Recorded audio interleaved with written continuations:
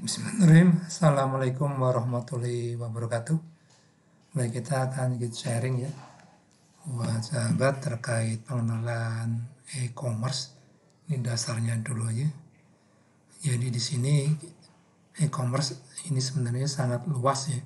Jadi bagaimana kita bisa melakukan penjualan berbasis elektronik.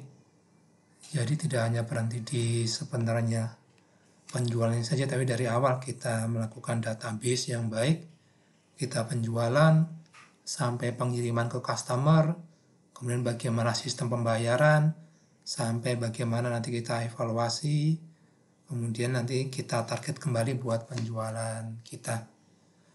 Baik, yang paling utama memang di sini aplikasi e-commerce ada 9 poin nih secara garis besar ya.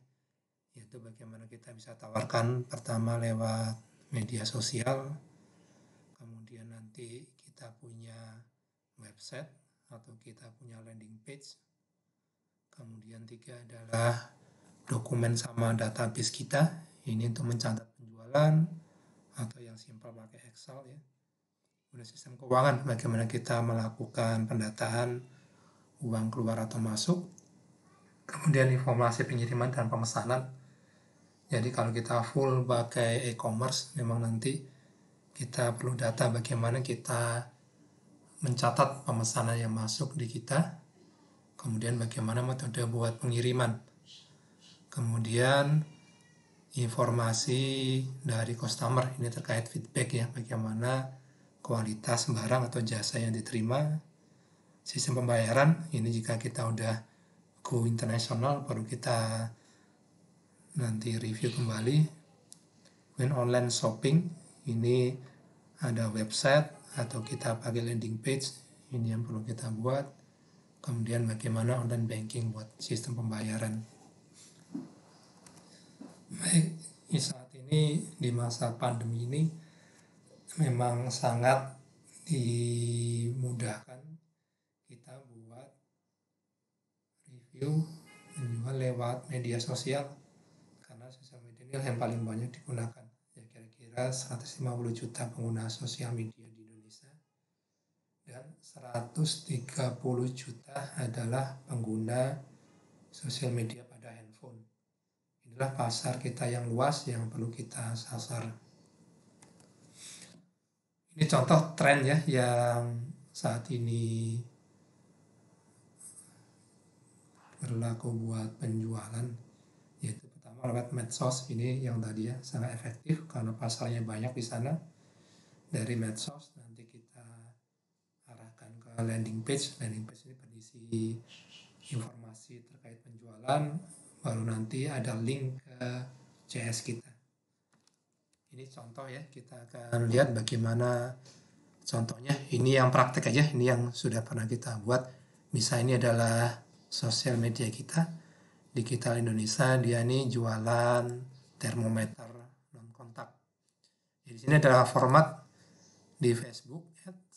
Kita berjualan, kita informasikan secara singkat barangnya, kemudian kita kasih link atau bisa nanti kita kasih direct ke website yang kita tuju.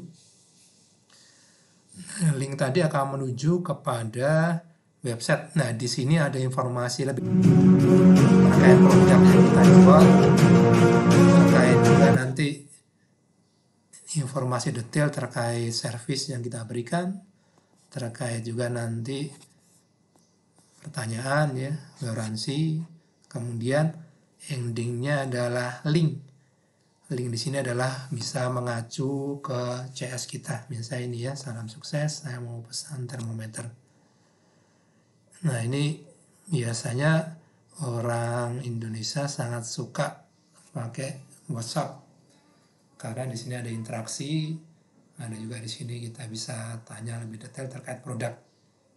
Sebenarnya ada pilihan ya, kita bisa pakai sistem otomasi, misalnya mencatat langsung berapa pesanan, berapa ongkos kirim, tetapi ini yang paling tren disukai untuk penjualan. Nah, kira-kira itu ya secara singkat Jadi nanti apa yang diperlukan ini secara umum ya, kalau kita berjualan berarti kita harus ada target pasarnya yang mau kita sasar. Copywriting adalah kata-kata buat kita menarik antusiasme dari calon pembeli. Content management system di sini adalah semacam sistem kita, software kita buat membuat website atau kita membuat online shopping atau marketplace. Yang paling umum ya ada landing page, website, atau kita bisa pakai yang sudah ada saat ini, misalnya marketplace yang ada. Kemudian yang ketiga ini online marketingnya, ini udah nanti kita berhubungan dengan pembeli, kemudian dengan CS atau dengan nanti staff admin kita, ini perlu untuk menjelaskan lebih detail. Ibaratnya inilah rantai terakhir kita untuk menjual atau memasarkan produk atau jasa kita.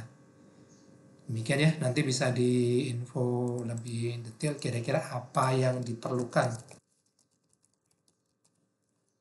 Nanti bisa misalnya ada pilihan ya, apa yang kita mau perlukan saat ini, apa yang perlu diketahui, misalnya terkait landing page, atau apa terkait misalnya copywriting, atau terkait bagaimana optimasi produk. Kemudian yang lain misalnya terkait ads ya, ads-nya adalah iklan. 5 barangkali terkait ini ya, buat evaluasi ads kita. Sementara itu ya, jadi sebenarnya nggak hanya di penjualan, kalau kita ada jasa yang kita mau berikan, training misalnya online course, ini bisa nanti kita coba bahas mana yang lebih potensial di sana. Ya, demikian secara singkat. Insyaallah kita akan lanjut di kesempatan berikutnya. Wassalamualaikum warahmatullahi wabarakatuh.